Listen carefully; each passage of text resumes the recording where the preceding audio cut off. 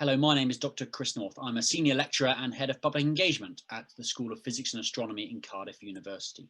What you're about to see is a recording of a teacher workshop held as part of the IOP's Welsh Teacher Conference in October 2020.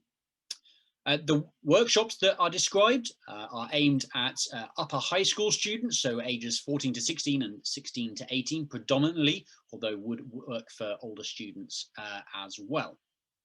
They are around gravitational waves, the science and technology of their detection, and they allow students to apply their knowledge and skills to this cutting edge science and real world applications. So examples are trigonometry, it's used to localize the sources, analysis of graphs from simulated data from gravitational wave detectors, knowledge of waves, so the frequency, period, speed, wavelength, and so on, mathematical equation manipulation, particularly in the more advanced version of this for calculating the distance to black hole binary mergers and also the masses of the black holes involved. There's scale conversion from meters to light years and megaparsecs and so on. And then finally, there's the exploration of the Hubble constant, the expansion of the universe, and redshift.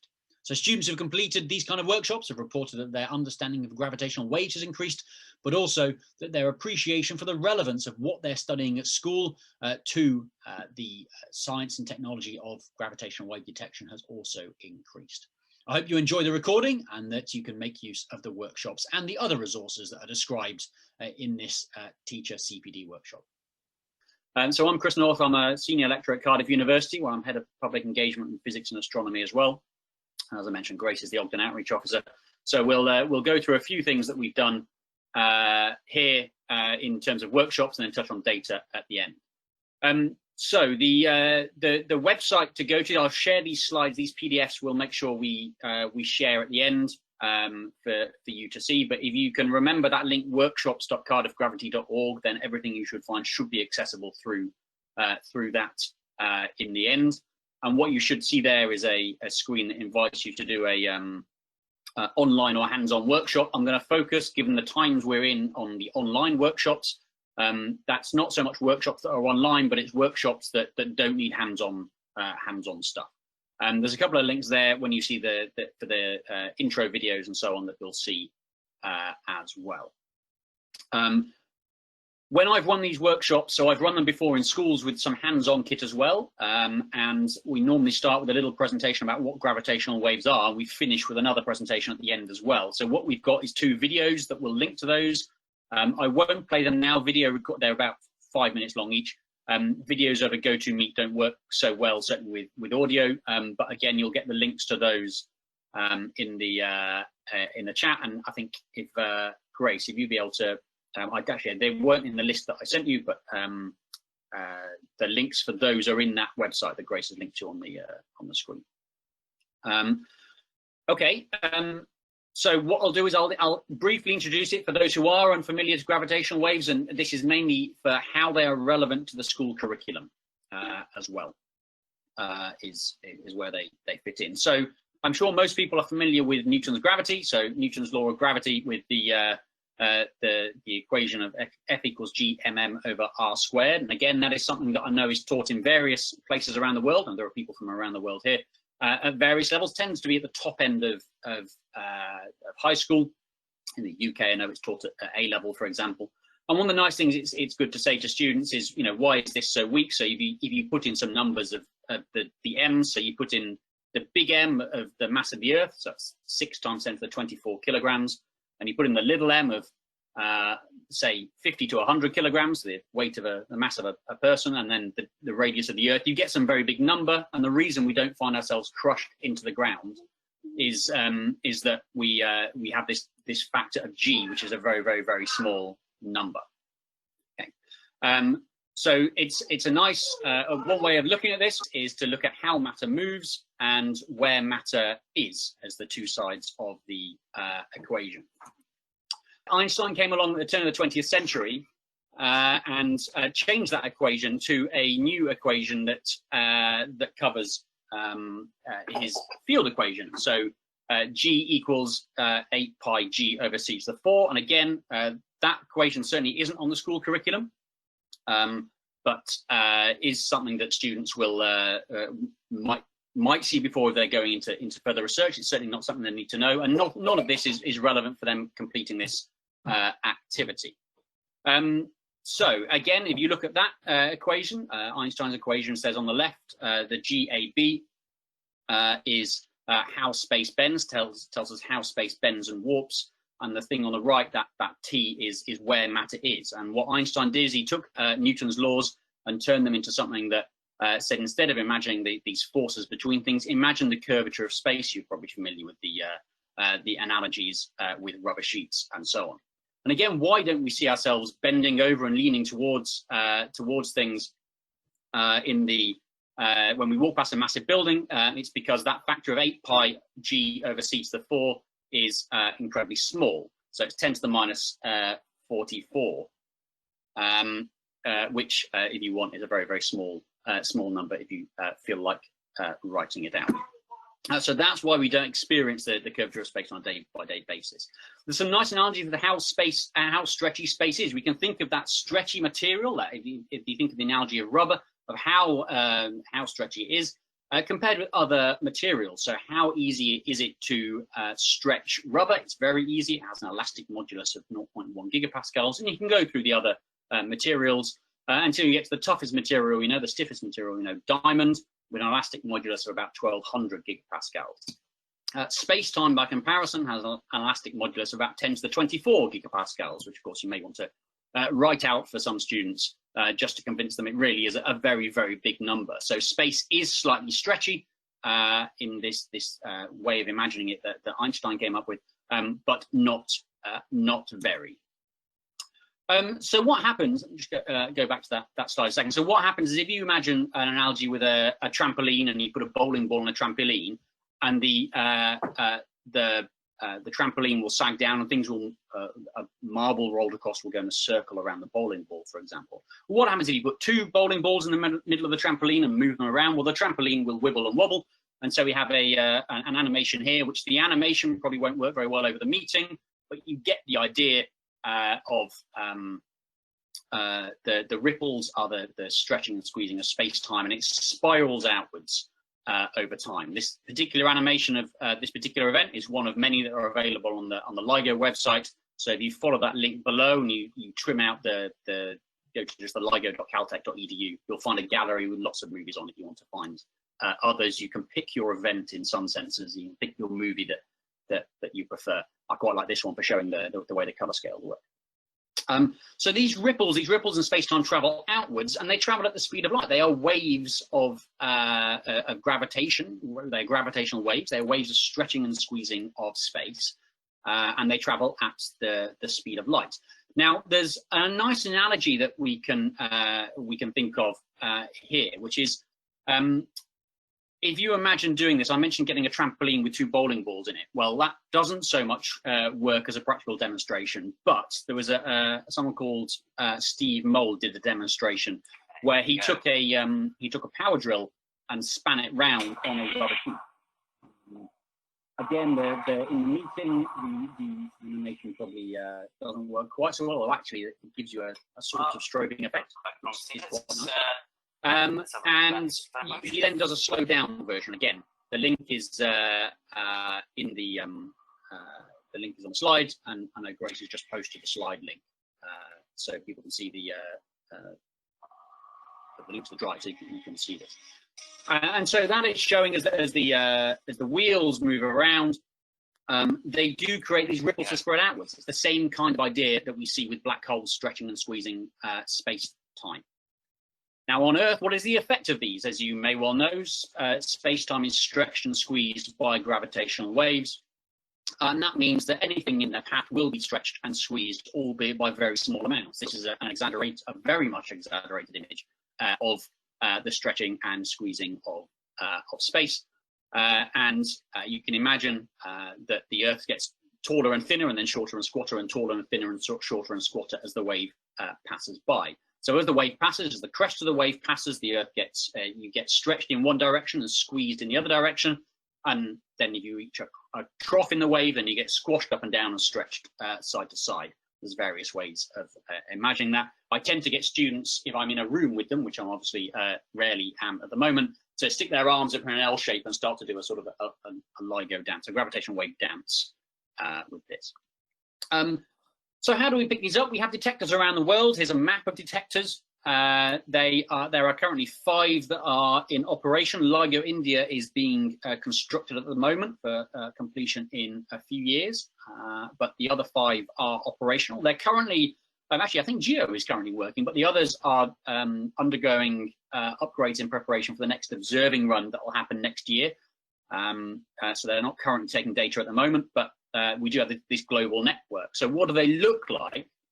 Well, they look like these big L shapes, and they measure the gravitational wave strength by measuring the time it takes a laser beam to go up one arm of the L compared with how long it takes the laser beam to go along and back the other arm of the L. I don't want to go into huge detail and spend too much time talking about this here, but there's an animation that's available that will show the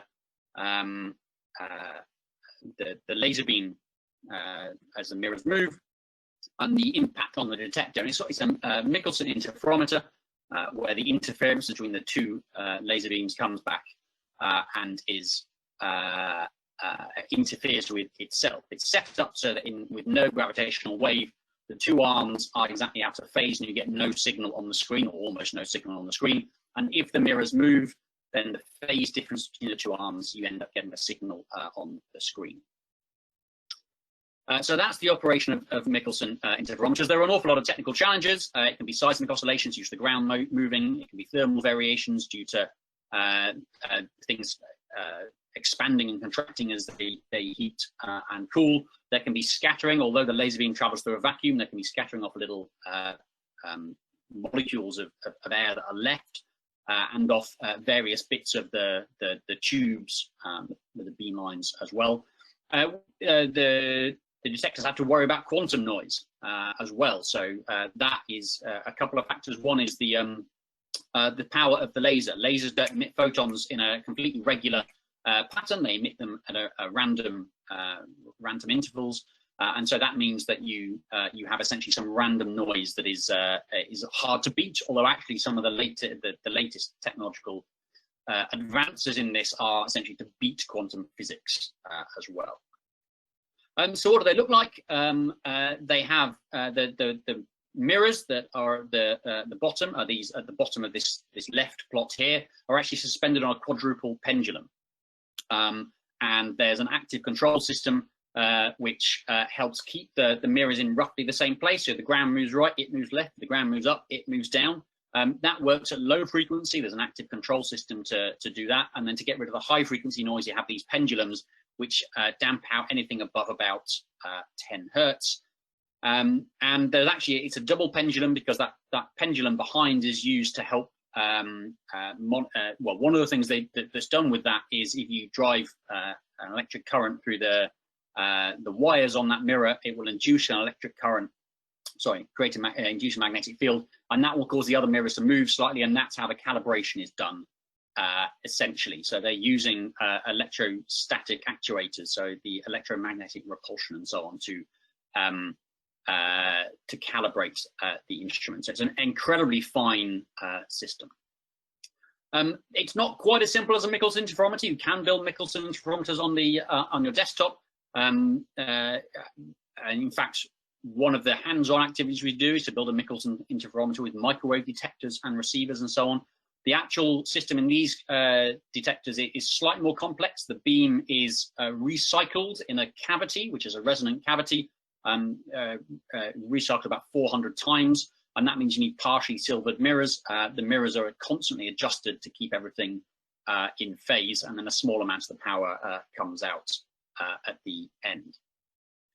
So again, happy to take questions at the end on any of these things of how it operates. There are people on the call who can maybe answer some of these as well, if anyone feels like jumping in later.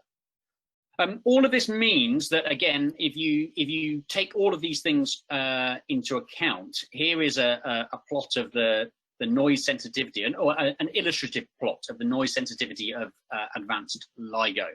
So here, the noise, the amount of noise in the data is the vertical axis, and higher is worse. So the lower this red curve, which is the total measured noise, the better. And the frequency that it's sensitive to is along the bottom axis. Now, there are various components, so you can see the different colors. So we have the seismic noise in brown. We have, which is the motion of the ground. We have thermal noise. That's actually, my understanding is, at least it's the transmission of thermal variations in the suspension wires that comes down to the mirrors. Other degrees of freedom, you can stop the mirrors, or the mirrors are measured moving backwards and forwards as they swing on their pendulum, albeit by tiny amounts. But actually, if they wobble side to side, then that gives a similar effect, and it's hard to disentangle that. And again, there are plans afoot to increase that. The blue curve, the quantum noise, is the effect of the laser power varying as this laser is not a regular emitter of photons. And you can see that that is the dominant thing at high frequencies. Things like this seismic noise and these other degrees of freedom of the dominant effect at the low frequencies. And so there are two ways you could address this if you want to make your thing more sensitive. But the upshot here is that the thing is that the LIGO is sensitive to gravitational waves at frequencies from tens of hertz to hundreds of hertz, maybe up to 1,000 hertz, depending on how sensitive you want to be. The various vertical lines are things like power lines. So it's in the US, so it's 60 hertz. Power lines, there's other things in there as well, but there's this forest of little individual frequencies where it has additional noise, most of which are understood.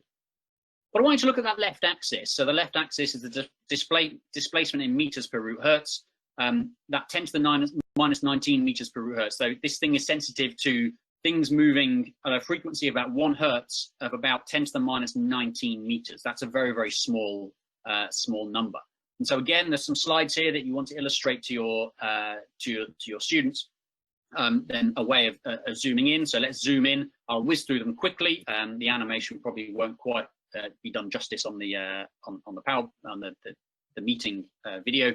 But you can zoom by a factor of 1,000, and then you can zoom by another factor of 10,000. And as you zoom in, you go through various levels. You can look at the atoms in the mirror itself.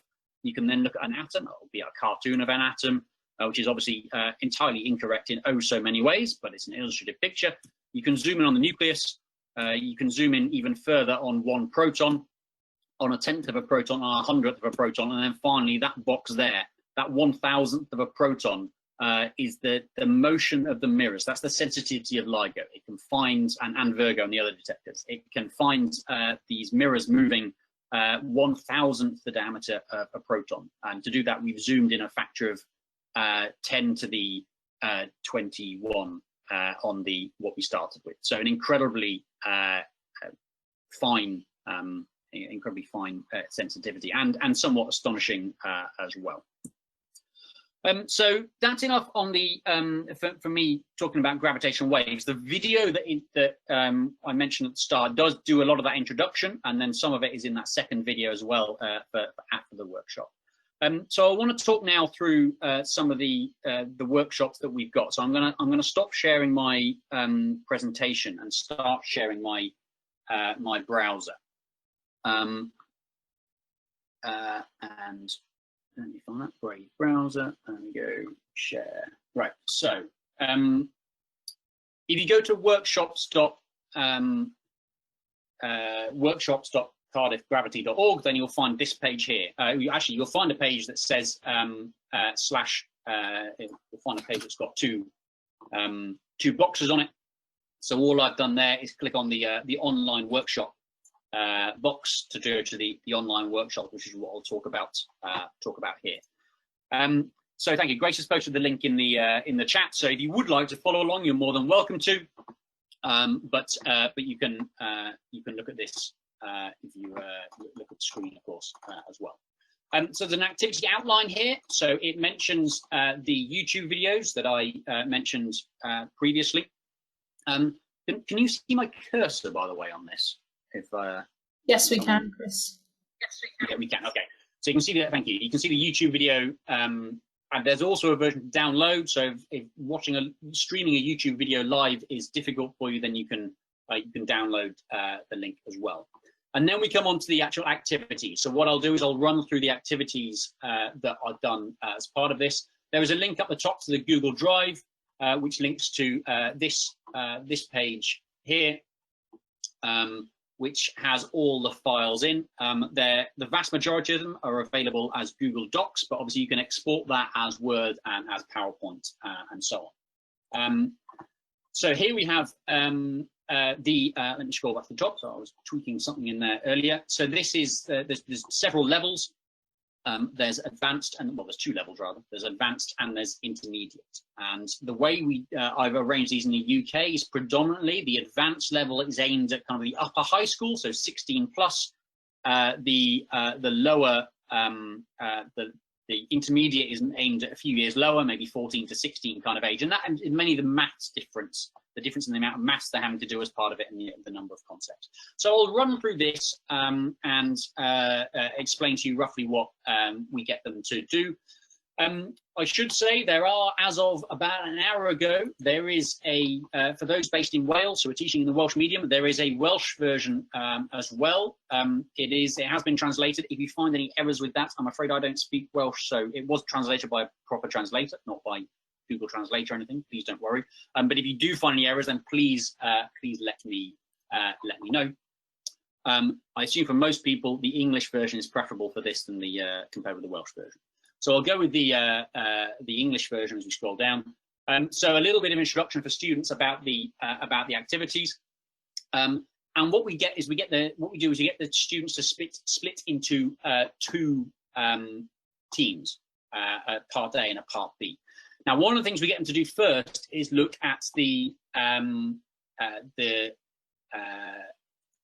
want to get the waveform fitter. We get them to look at how parameter estimation works. So how do you understand from a detection about the activity, about the properties of the source itself? And so here's a little web form that again Grace has linked to. So this will start at a random set of parameters. And as you move the sliders, again, it won't quite do it just, these are moving smoothly. I think they're moving smoothly on the video. It will change the signal that you get. And you can, the challenge is to try and match it to the data which is shown in blue.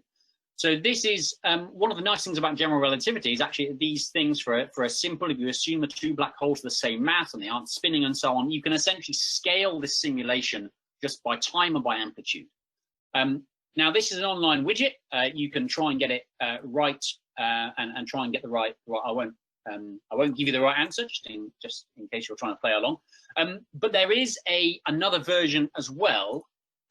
There are two versions linked to on the web page, which is an Excel spreadsheet version, and actually this is a Google Sheets version as well. Now you'll have to download them or copy them. You won't be able to edit these. But if you, there is the data in one sheet, so the data and the simulation, and if you wanted to, you could go and look at how the simulation is scaled as well. And all this means is it's rather slow on the Google Drive one, but if I change the amplitude, then what it should do is change the simulation in my in this plot. It might take a little while. It is faster in the Excel version, or of course there's the online widget. But this means that you can you could get your student to investigate this. As I said, the data's there in a spreadsheet. It's representative data. If you want to take that, then you're more than welcome to do things with it. If you do find something fascinating to do with it, then please let us know, because we'd happily share that as well. So back to the workshop and the two parts of it. Actually, I will pause there and just check. Are there any? Does anyone have any burning questions about anything I've said or shown so far?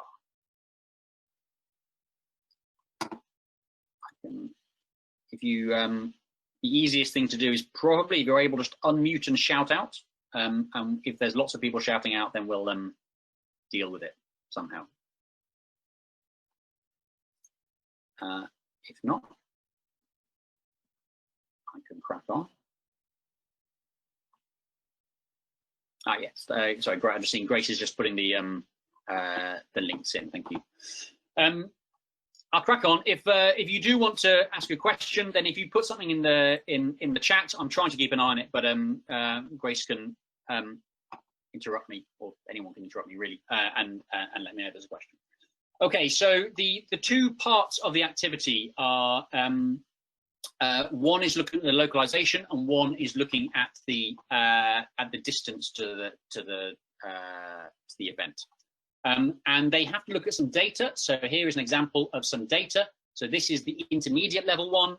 It has no noise added. There is a version with noise for the advanced students. Again, I leave it to your discretion, depending on what your students are like. If you want to give them noise or not noise. But they can see this simulated waveform moving along in time, and then there's two slices that are taken out. One is a slice a fair way before the actual merger itself, and the other is a slice at the merger. And you can see in the slice at the merger, there's two detector time streams here, and they come in at slightly different times. And this is what they're asked to explore as part of this. So the first thing for the part A of the analysis is to look at that first slice and say how long is it before the merger, and what's the amplitude of the waveform, and what's the waveform frequency. So to do that, they've got to look at this middle slice 1, and they've got the tau is given. That's just the 8.8 seconds up the top, so that should be easy for them to write down. Let me go to the advanced one. And they've got to look at the strain. They've got to look at the amplitude of this. It's just a sine wave. They've got to look at the amplitude of the sine wave, and what they'll tend to do is they'll tend to pick either the maximum rather than looking at something that goes to the middle of the noise. If it's noisy data, they may go peak to peak instead of 0 to peak. There's a couple of things to watch out for there.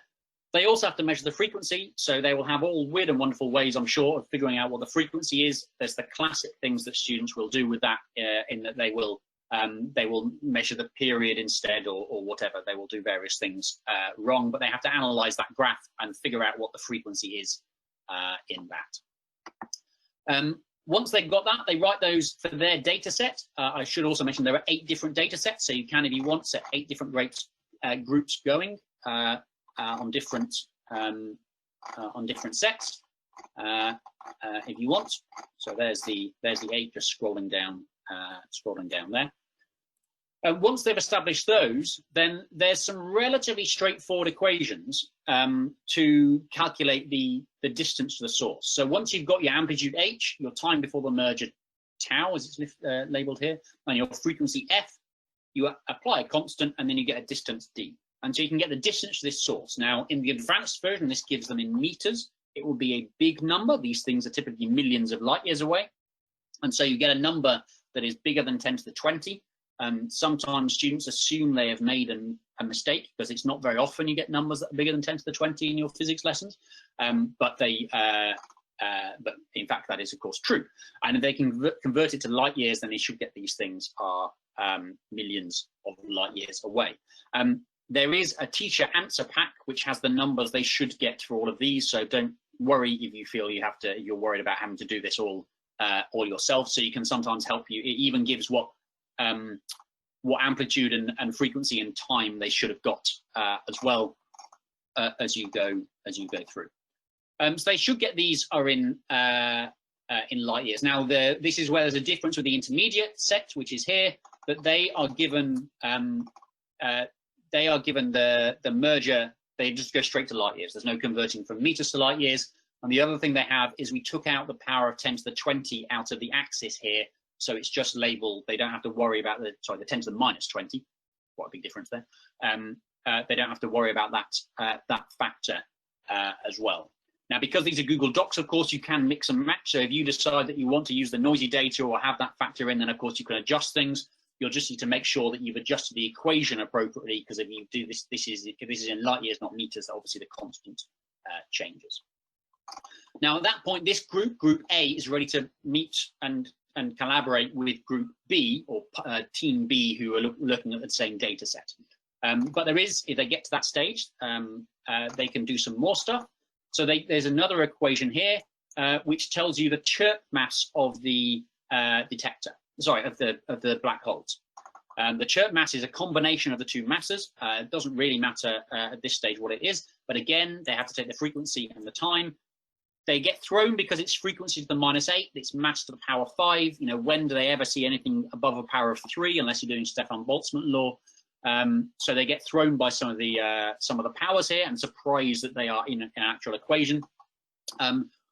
One of the things that this is listed in mass to the power 5 here, because we're dealing with things that are tens of times the mass of the sun. The mass of the sun is 10 to the power 30. You tend to find that if you're not careful, if they're doing it on a calculator, it starts to fall down when you get to such big exponents. But they can calculate and we also leave it in solar masses for that reason. So we're not dealing with 10 to the power 30 to the power 5, because that really does break the calculators. So they do it in solar masses, and they can measure the chirp mass. If they are feeling really advanced, then there is an equation here further down for how that chirp mass relates to the two mass ratios on their data set. There is at the top, there is what the mass ratio is. If they want, they can rearrange the equation and figure out what mass 1 and mass 2 are. So that gives them an opportunity to do some equation manipulation there. Now, one of the things I changed a little while ago is these are all the real events. So the masses they get out should correspond to a real event that has been detected, and I'll touch on that shortly. So what about part B? So team B is doing the localization. The localization is all about the triangulation, essentially, between the detectors. So the first thing they have to do is think about how long it takes the gravitational wave to travel between the detectors. So if it comes in from, in this map, in between the LIGO detectors in the south to the southeast and travels towards the northwest, how long does it take it? They should get that it takes about 10 milliseconds. If they do their speed time calculations correctly. Now they have to think about why the time delay might not be the same, and part of the challenge there is that they often overcomplicate this, but they're just looking for the direction of travel. So if it came in, for example, in this plot from the southwest, the wave fronts would hit both detectors at the same time. The time difference would be 0. And that's something that's then important for them to think about when they come onto this next plot, which shows a schematic of the two detectors. We just call them here A and B. And a gravitational wave coming in at 30 degrees. They get asked to think about if it comes in at 30 degrees, what's the time difference between it? And it's just a bit of basic trigonometry. Now that's something that often they can struggle with conceptually. It depends what level they're at. In the intermediate version of this, it's slightly different, because what I've found when I've run this with students is that the 16 to 18-year-olds even can the 16 to 18-year-olds tend to be okay, but younger than that, they kind of struggle with some of this trigonometry side of things. So there is an option in the intermediate version to just give them the cos theta plot, and they can read it off a graph. Again, you know your students. If you want to mix and match between the two, of course you are free to do so. And so what's the Welsh word? They get to look at those time differences and figure out what the time difference would be. It should be about 7 milliseconds for 30 degrees. They also get asked what angle will give the same result, and it's because there's a line of symmetry here, this blue dashed line, and actually if it came in at 30 degrees below, so if you think 330 degrees round, if you measured it from this 0 point, then they'd get the same time difference. So again, just going to think a little bit about degeneracies there. So this is the point now at which they go back to their data. So they have to make sure they're using the same data set as the other group they're working with, otherwise it will all go wrong. And they get their data sets here. This in the advanced version has got 3 data sets because there's a little optional extension. But all they have to do is read off. It's the same plot repeated, but they read off maybe the top of this penultimate green peak here, measure what time that is, and measure the same on the red curve for the detectors A and B. And they can figure out what the time difference is. If they have then inverted their equation correctly, they should be able to figure out what the direction of travel is, what the two possible direction of travel is relative to the detectors the grav waves have come in at. Now, obviously, the detectors are moving in space. The Earth is spinning, and so we do all of this in what you can think of it as the detector reference frame. So this doesn't give them a position on the sky or anything like that. It's just the position relative to the detectors, because to do position on the sky requires spherical trigonometry, and no one wants to go there at this level. It's also, of course, all 2D. So there is a question to say, think about it in 3 dimensions. And although on this plot up here, there's a direction coming in at 30 degrees, there's the other one at 330 degrees, which would be below that blue dashed line. If you rotated that thing in 3D around that blue axis, you'd end up with a cone in space, and any gravitational wave coming in along that cone would give the same answer. Okay, so once they've identified the angle it's come in at, they are given a bunch of galaxy names. These are actually the event names of real events, and they are given a bunch of angles on the sky relative to the detectors, and so they can match up which one of their events it was, and it also gives them a redshift. And so their task is then write down the galaxy name and the redshift, and then they are ready to share with the other group. There is an optional thing to go through and look at 3 detectors, because it gives them some breaks of degeneracy, so they can identify which of those 2 possible angles it is. It's quite convoluted. I won't go into it now. If you really want to go into that, then get in touch, and I can talk through it with you individually at some point at a later stage. So the culmination of those 2 groups working on the same data set is that they can then compute Hubble's law. Now, what there isn't in here is much introduction into Hubble's law. There's just an outline of what it is, that it's velocity and distance that measures the expansion of the universe. That's just in the interests of the space in this worksheet, and different people will have different approaches of how they want to introduce this. If they do, they might have already covered it in lessons, for example. So you may, if you're running this in the class, want to add some material in there. But again, they can compare their notes with the other groups. So they've got a galaxy name, they've got a distance that group A measured, and they've got the redshift that group B have looked up in that table. They convert the distance to megaparsecs, they convert the redshift to a velocity in kilometers per second, and then they calculate Hubble's law in kilometers per second per megaparsec, which is the units it's measured in. And then they get asked, how does that compare to 70 kilometers a second? Which is about the canonical value. There's a bit of tension there between different teams at the moment, but 70 is about right. Now you have, in principle, there are 8 data sets. If you have a bigger class, you could, of course, have multiple people doing this at the same time. You could have them looking at the different events, and they will probably all get different values of the Hubble constant. That's because they will all have looked at that data. They will have got slightly different frequencies, slightly different amplitudes out. There is inherent uncertainty in it there. So they should get a different answer. So there's a nice opportunity to look at maybe seeing if you can get a mean from the 8 data sets or whatever. So that's a run through the activity as it stands there. Let me pause now before I go on to the next bit. Does anyone have any questions or comments or anything about the activity as it stands?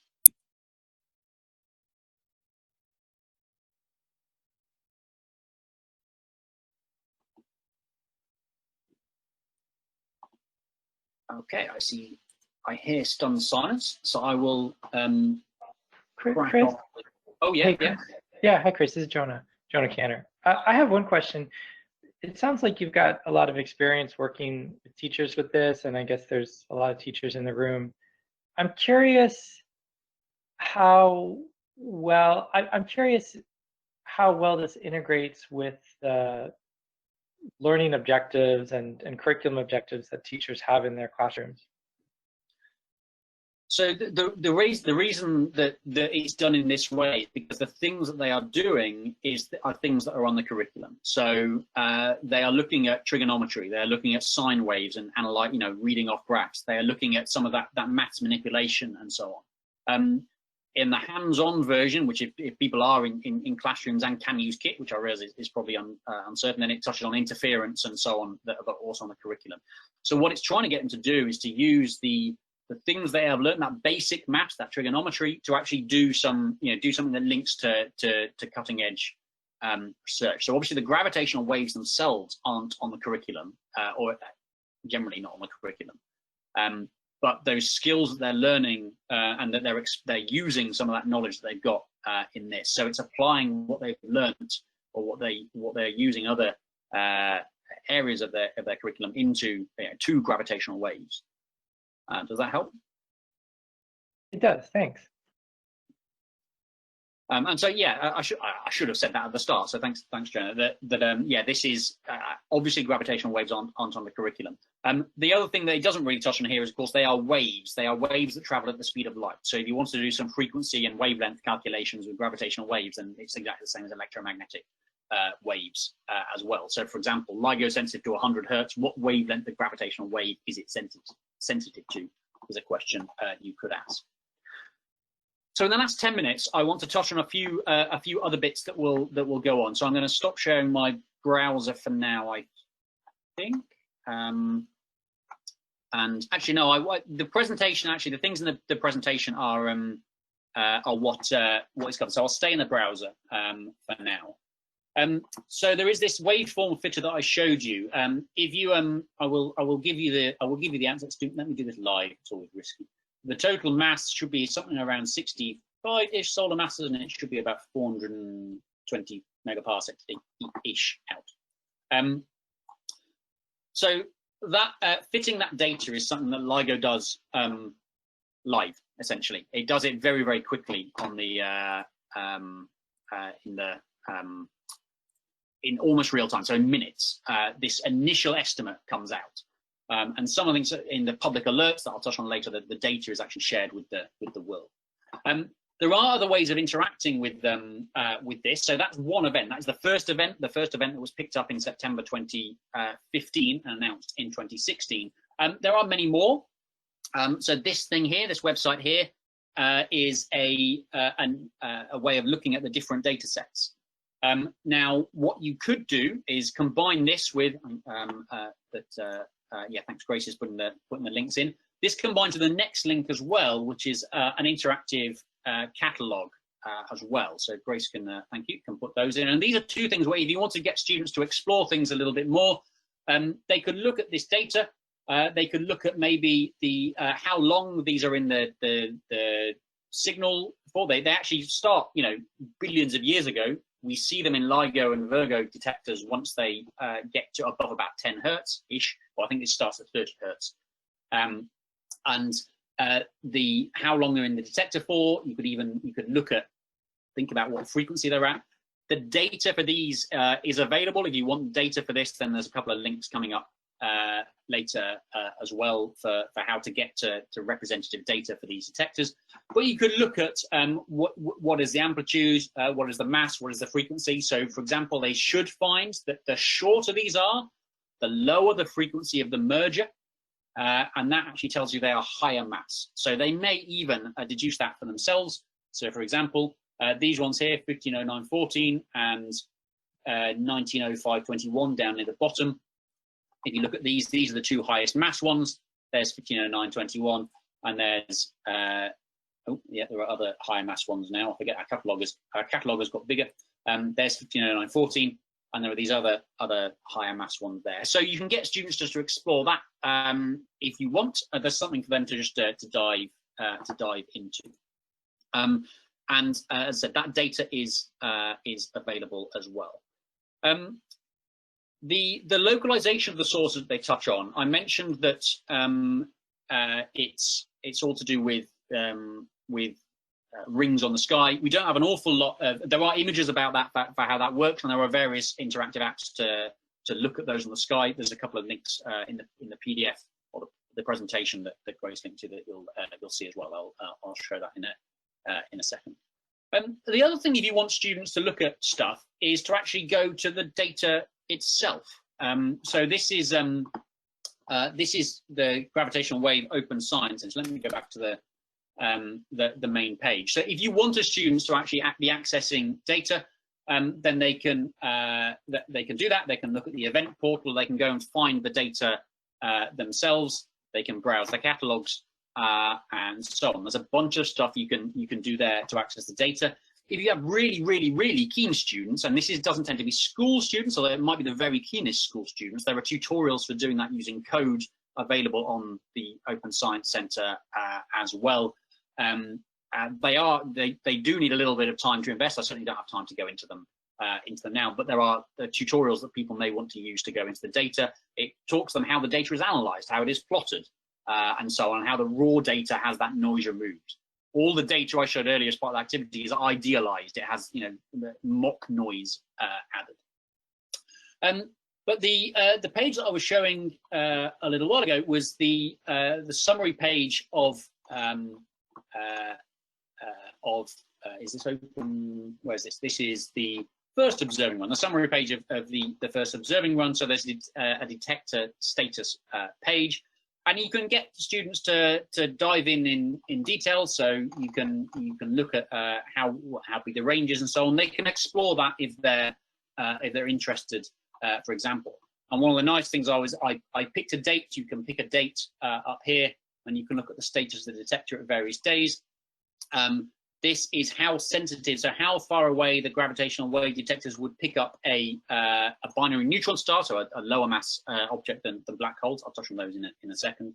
And you can combine that. You can look at the environment data and go, well, if you look at the environment data on that same day, then about at this point when they dropped out, there was a massive spike in ground motion data.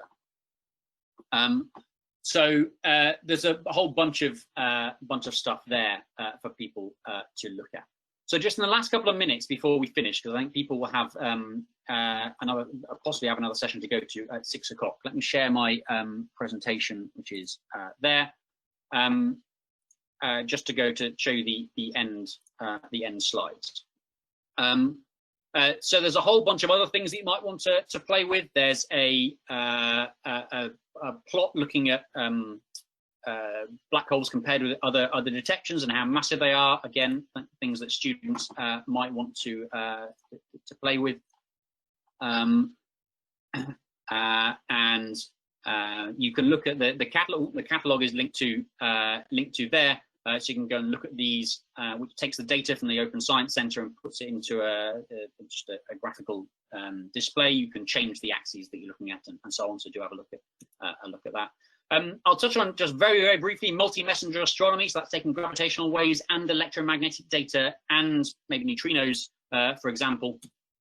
And one of the things there from looking at binary neutron stars is that we now have good evidence that binary neutron stars are the cause of some of the heaviest elements we see.